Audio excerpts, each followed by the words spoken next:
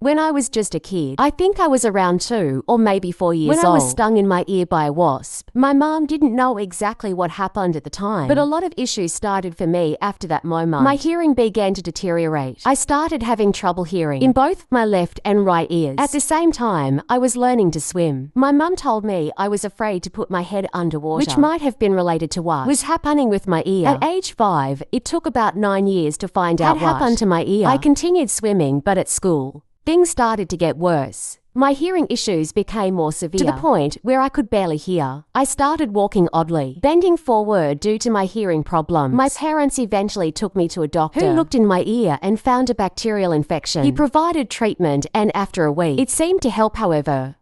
At age 7, I joined the rescue swimming group, which turned out to be a bad idea. This made my hearing issues worse, and at some point, I could not swim properly. Learning my native language at school became very complicated for me, and my hearing continued to deteriorate. It got to the point where I felt like I might as well be deaf. I noticed that my walking was becoming more awkward, and my reading skills were also declining. At age 11, I started to have fluid dripping from my ear, which had a smell similar to cheese. I didn't know what it was at the time, but it felt like having water in my ear. Every day, the dripping got worse, and some of my teachers gave me cotton wool to put in my ear. My parents pointed this out to a local doctor, who referred me to an ear specialist. However, he didn't find anything wrong, so it went untreated over time. I was only given painkillers and medication to address the infection, but nothing seemed to work. When I started high school at age 13, I was bullied because of the smell from my ear. I finally realized that it wasn't normal, so I started using deodorant in my ear to mask the odor. When I told the doctor about my ongoing issues, he prescribed stronger painkillers and took a few notes. In my second class, I somehow managed to switch to a new class. While swimming for rescue training, I had to dive, but I panicked and backed out. The next thing I remember, I woke up in a hospital.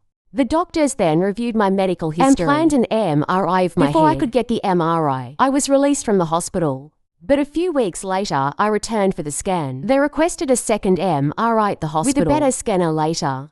My local doctor informed my parents and me that I should not swim. Due to some serious issues, it turned out that the bones in my left ear were missing, and there was fungus and bacteria in both that ears had eaten away at the bones and destroyed my left balance organ. They were concerned that this could affect my brain. At age 14, I underwent surgery on my ears, first on the left side and then on the right. To this day, I still have no idea what kind of fungus or bacteria was in my ear, and I don't fully understand what happened. I learned that my brain was also damaged, but I'm hesitant to know how severe the damage is. They told me that as someone entrusted in it.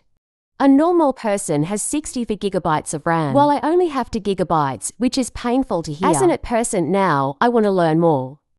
But I wonder if this could happen to me again. I still get MRIs because the fungus fibers remains in my ears, and at least once a year both of my ears are cleaned, and I have my hearing tested. After all this, I face challenges with my native language and English, counting and even remembering things. I received training to relearn how to walk and do basic tasks, and I no longer swim because of these issues.